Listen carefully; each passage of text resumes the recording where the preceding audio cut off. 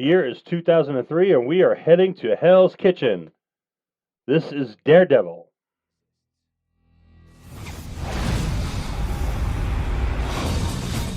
He can hear it before it makes a sound. He can sense it before it happens. He can vanish before you realize he's there. And he's the last person you'd ever expect. Police suspected the vigilante Daredevil was the one to bring the criminals to justice. I don't know why you read that trash. You want the truth? Tell me. She's hideous. Excuse me. I just wanted to get your name. Does every guy have to go through all this to find out your name? You should try asking for my number. I've been following that piece you wrote about the Kingpin. How do you kill a man without fear? Let the bodies hit them. Give me bullseye. Devil's mine. Hey there, guys. This is Mike, and we are looking at 2003's Daredevil by a director named Mark Steven Johnson. Don't be surprised if you've never heard from him. Most of us actually haven't. But this film does star Ben Affleck and Jennifer Garner and John Favereau and Michael Clarke Duncan. So there are some people in it that we're going to be aware of it. I had picked out this year and asked Randell to pick the film, and this is what he gave me. Thought he was my buddy. Actually, it could have been much worse. We could have picked League of Extraordinary Gentlemen, but at least so we didn't do that. So yeah, Daredevil. This was a comic that was really, really popular. Kind of on the darker side. Had been in publication on and off for about 30 years or so before this film. And in 1997, Marvel Studios was going through a lot of financial difficulties, and so they started, or not Marvel Studios, Marvel was going through a lot of financial difficulties, and so they started handing out their characters, selling off rights to make films out of their characters, which is why you wind up with things like Sony making Spider-Man movies and Universal making Hulk movies and Paramount making Iron Man and Thor. This is all based on kind of that. In fact, Marvel would be going through bankruptcy within a year or so. But in 1997, the character of Daredevil and his associated characters were licensed to 20th Century Fox. They kind of sat on it for a while and actually let the rights expire. The way these rights usually wind up working is that the studio has a particular amount of time to get a film into production, and if they don't, then the rights revert back to Marvel. So Fox let the rights expire on this. It went briefly to Columbia. Disney had tried to purchase it, but Columbia wound up making them a better deal. And so the rights went to Columbia for a while. At that point, Chris Columbus was attached to write and direct it.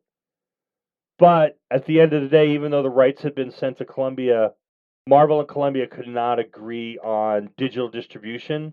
Columbia wound up not producing the film. New Regency made an offer that included digital rights that Marvel was happy with. And so in 2000, New Regency picked up the film. From what I understand, while the film was at Columbia, Chris Columbus had stepped away from it. Mark Steven Johnson had been brought in to write a script and had gotten hired for that. But then when the film went to New Regency, he had to go back in and basically repitch himself, which he apparently successfully did. Not particularly sure why. There was, obviously an abundance of directors that could have picked this film up. They picked this guy.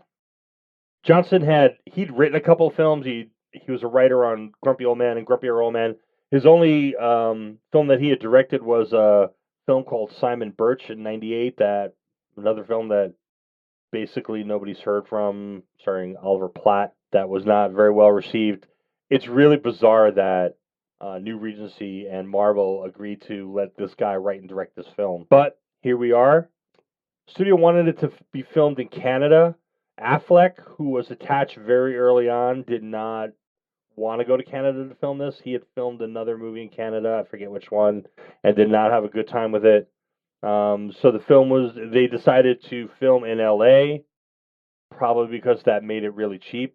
I don't think it would have been horrendously expensive to film in New York, but very little of the film was filmed in New York. I think there's like one scene in Times Square that they filmed, but everything else was filmed in LA. A lot of it on sound stages. So Johnson wanted to pull, and wound up actually doing this. He wanted to pull a lot of the scenes directly out of the comics. He was a huge fan of Daredevil, and he wound up being able to do this. A lot of the scenes, we'll talk about a couple of them, really directly lifted out of the comic books. So that's good. There's really not a lot of casting involved in this. It seemed to be pretty straightforward that they went for particular people and got them fairly well right away. I wasn't able to find a lot of alternative castings when it comes to this. There's not a lot of documentation on the making of this film. There is a documentary on YouTube, but it focuses a lot on the craft work, costumes and stunts and all that, things like that. It doesn't really get into like pre-production in terms of how the development of the film. But Affleck was attached very early on. The one casting that was really controversial at the time, obviously, is that of Michael Clarke Duncan as Wilson Fisk. Fisk in the comics is a very large, red, fat, white guy. And you know how comic book fans can be if things are not exactly like they are in the comic books. And yes, there was a lot of consternation at the time. There was definitely a lot of pushback on it, but that's fine. I mean, I think Michael Clarke Duncan is really, really good in this role. We'll talk about him a little bit later. Rhythm and Hughes was brought in to do a lot of the CGI. They had done some of the stuff on a couple of the Lord of the Rings movies. They had done a couple of other things. They created the effect of Matt Murdock being able to see with sound. They called it the Shadow World. So all of that stuff that we see in there is basically completely CGI, except for the couple of scenes where he's looking at somebody in the rain. And what that was they had filmed the scenes and then animated the CGI over the filmed scenes. So it's kind of a composite in those scenes. Everything else is strict CGI. And I got to say, Rhythm and Hughes I think they did a fairly good job with this in terms of developing that shadow world and having us see, quote, things from Matt's point of view. Story-wise, it's a little weird. And we'll talk about that. But in terms of the actual effect, I think that it's pretty great. So that's really it as far as pre-production goes. As I said, there's really not a lot of it there. This seems to be pretty well developed, pretty much fast track at New Regency, and they didn't spend a lot of money on it. We'll talk about budgets later, but they wound up. I think originally it was budgeted at about 48 million, and then they wound up kicking in more money.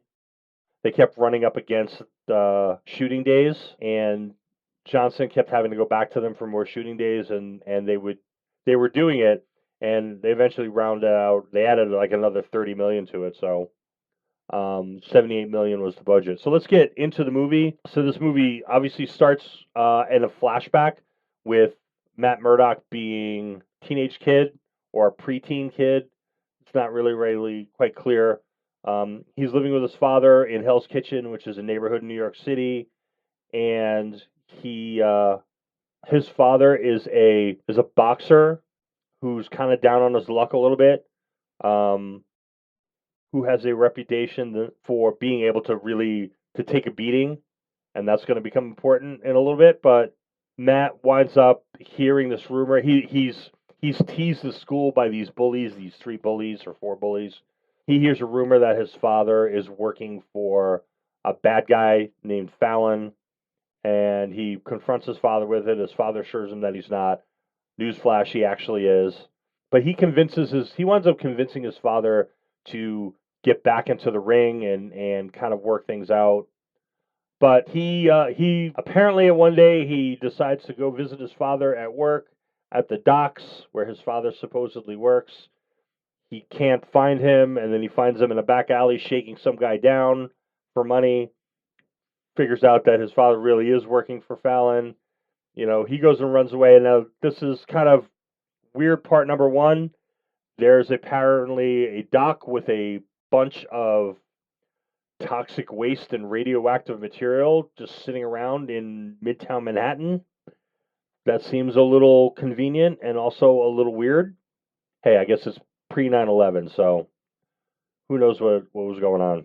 But anyway, he gets, somehow one of the drums comes apart. He gets hit full on in the face with this biohazard, radiological, whatever. Wakes up in the hospital. His eyes are patched over. He's blind, but instantly he is able to hear things and has this kind of sonar-esque hearing. Like no training, no development, no his senses are growing over time because he's blind, compensating.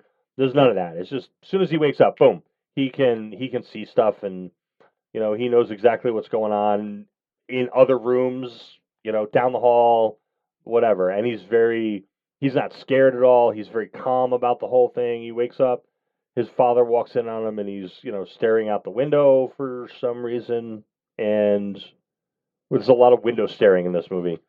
And yeah, it's just, I guess they're just getting us to the point.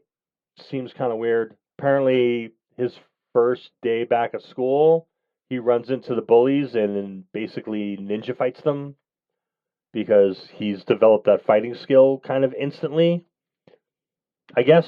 And I gotta say, Matt's kind of a bonehead in this thing. I mean, the kids pick on him, but they're walking away, and Matt stops them, and then decides he's gonna pick a fight with them. And, basically that's kind of what happens. And then we see this is where we get into he encourages his father to get back into fighting, and his father's back fighting, but his father refuses to throw a fight.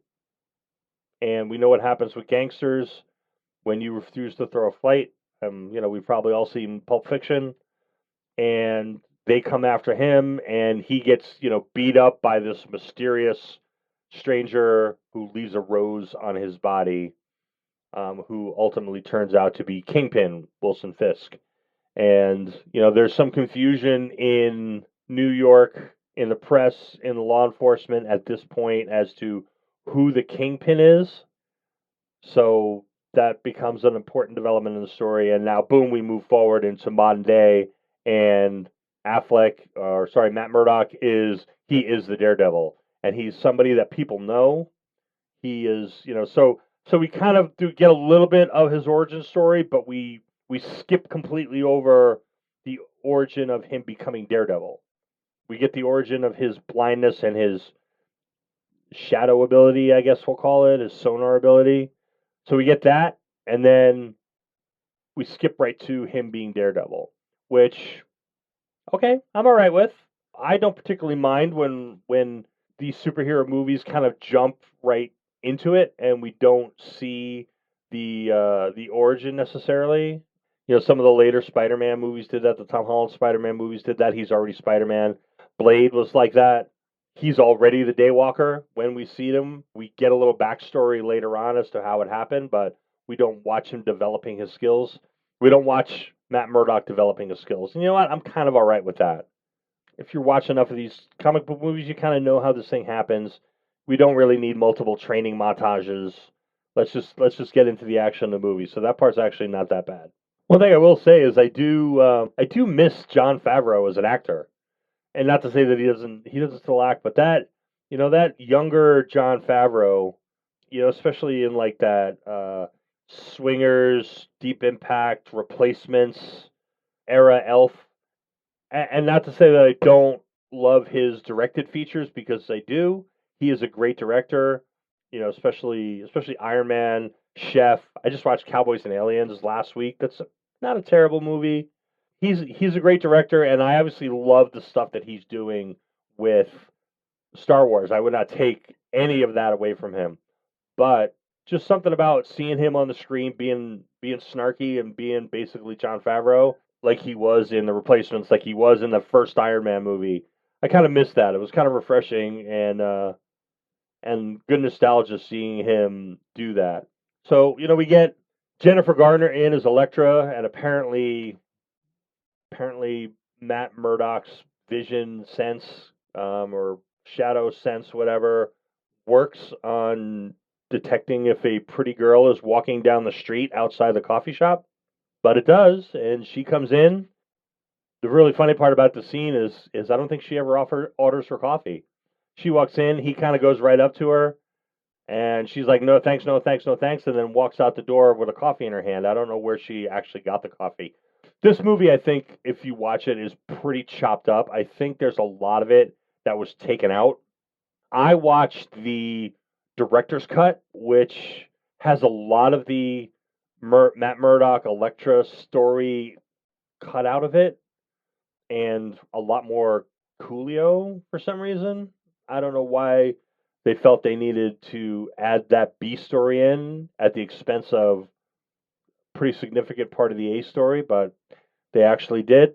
Maybe it's to show Matt and Foggy as being well-rounded attorneys. I have no idea. So yeah, this really weird kind of interaction with Elektra the first couple of times he meets her, and then he winds up having this fight with her in the playground, which is tonally completely different from the rest of the movie. I mean, it's shot almost comedically in a way, like kind of slapstick, with them fighting around on the playground equipment and doing all these weird wire tricks.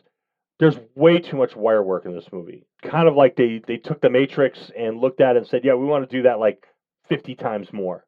And so they wound up doing like all these really crazy things. Like some of it works really well, but a lot of it is just so excessive. When you see somebody like, jumping and then they slow down in midair for the landing, it's just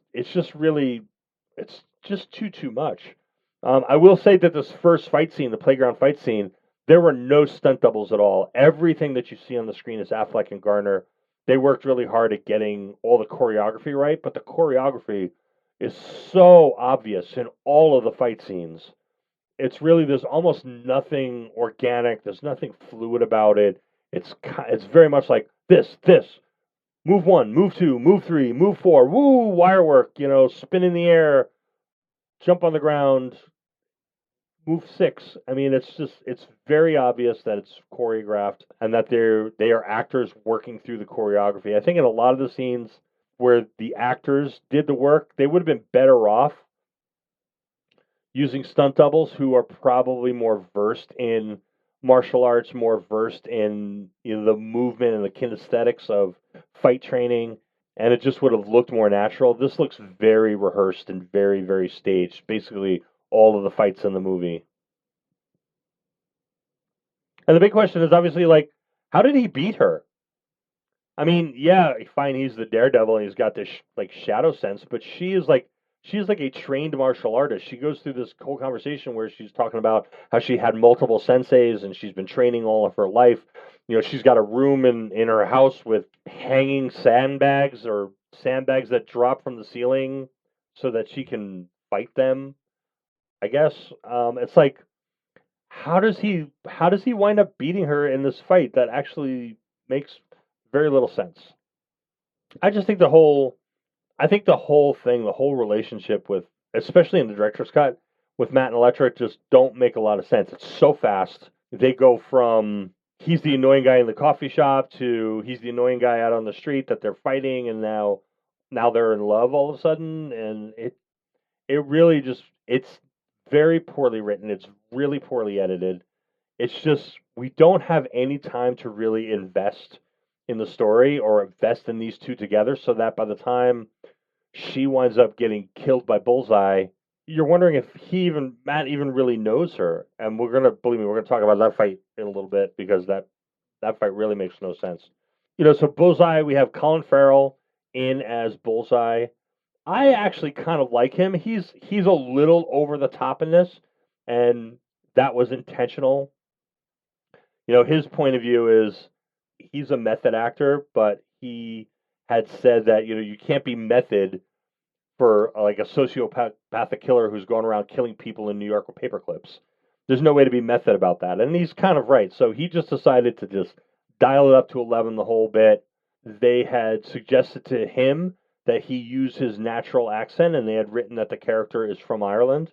This is the first time that Colin Farrell had used his native accent in a film.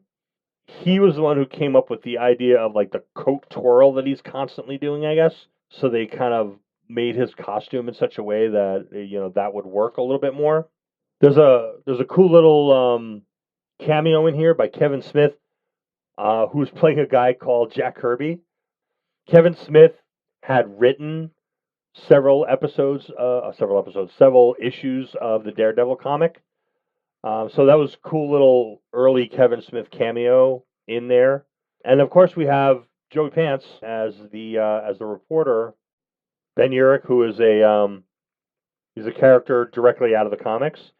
This is great. This is fine. I love watching this guy in pretty much anything that he's in.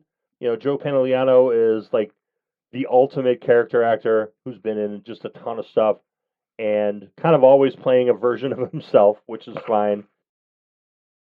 So let's get on to Wilson Fisk. As we talked about, Michael Clarke Duncan doing a fantastic job as this character. I think he is a fantastic actor in this type of role, and he is. I really enjoy the fact that they took the traditional kind of Wilson Fisk, which is a fat guy, a big heavyset guy, and they turned him into a very muscular guy. And he takes that shirt off in that last fight, and he just looks absolutely massive. Now, he's a pretty big guy, 6'5". Was 6'5". Obviously, we lost Michael Clarke Duncan in 2012, but he's 6'5". Ben Affleck is like 6'1", 6'2", I think. So he's a pretty big guy. I still think they probably stilted him up a little bit, give him lifts, put him on a box or something to make him look a little bit bigger. But I just think he's really good in this role, and I really, really enjoyed that part of the movie. So let's get on to the big, the finale, the big fight. So Elektra is going after Daredevil because she thinks that he's responsible for the death of her father, and she stabs him in the shoulder, and somehow this completely incapacitates him. I mean, this is kind of like the deal with his father. His father was a boxer who had a reputation for being able to take a pounding and keep going, and yet a couple of street thugs beat him up to the point where he was like laying on the ground.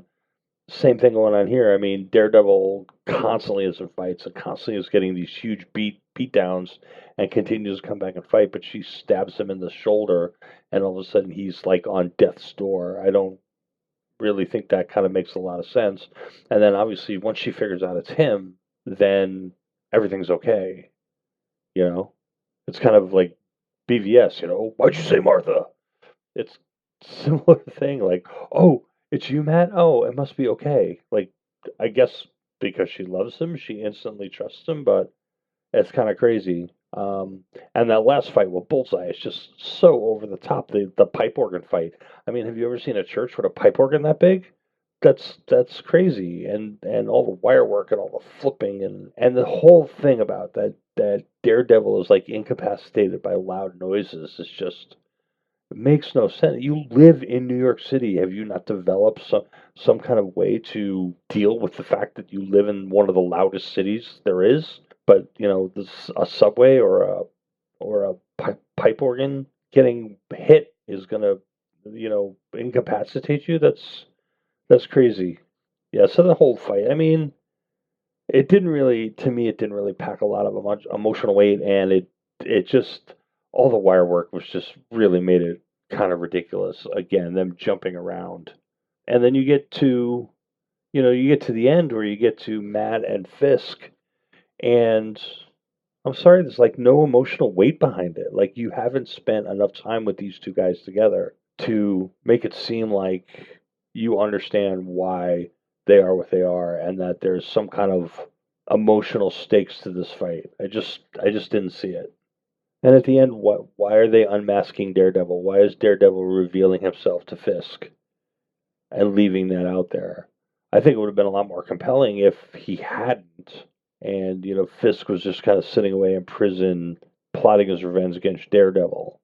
And if you were planning a sequel, then the reveal could be in the sequel. So I just think they wasted the ending of this movie. So how did this movie do? Well, It did pretty good. The $78 million budget, we talked about that. It wound up doing $179 million.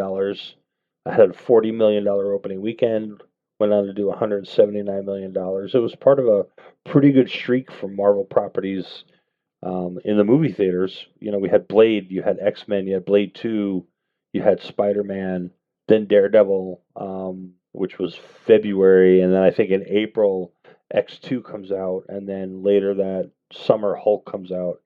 And Hulk's not a great movie, but it did do fairly well. X2, of course, is a monster and maybe one of the better superhero movies of all time. So this is a really good streak for Marvel in terms of their movies, and they're really kind of getting up to the point where superhero movies are actually becoming a thing and not just some kind of novelty. So this film's got a 43% on Rotten Tomatoes. It's got a 42 Metacritic, B on Cinema Scores. Roger Ebert gave this 3 out of 4 stars. I mean, I don't get that. He liked the movie. He thought it was a good movie. Maybe I just don't know. He did have some critiques about it, but that he rated it that high was really kind of crazy. Empire gave it a 4 out of 5 stars too. There were a lot of critics who actually really, really liked this film. There was a lot of critics who panned it. Affleck wound up getting the Golden Raspberry for this film. It was his third one, I think. I think he got one for Geely, and I forget what the other film he got one for was. He oddly, he kind of he still disowns this film. But he had said after this film came out and after the backlash from it, that he was never going to do a superhero film again. He thought they were ridiculous. He wasn't the guy for it until DC backed up a dump truck full of money to his house so that he could be Batman. And then all of a sudden he's, well, I want to do a superhero right this time. And then we got BVS. So you could be the judge of how he wound up doing with that. And as we talked about, this was re-released in a director's cut, which had less of the Elektra story and added this other kind of side plot with Coolio playing a defendant that was represented by Foggy and Matt. So take that for what you will. So that's Daredevil. Yeah, I'm not liking this film. I'm like maybe a 2 out of 5 for me. So is what it is. So for the next show, we're actually going to do I'm going to do something a little special. I'm going to do kind of an override to the regular randomness of the rewatch, and in light of the release of Dune Part 2 in the beginning of March, I am going to be rewatching the 1984 David Lynch adaptation of Dune and then talking about it. So I will see you next time, and thanks for listening.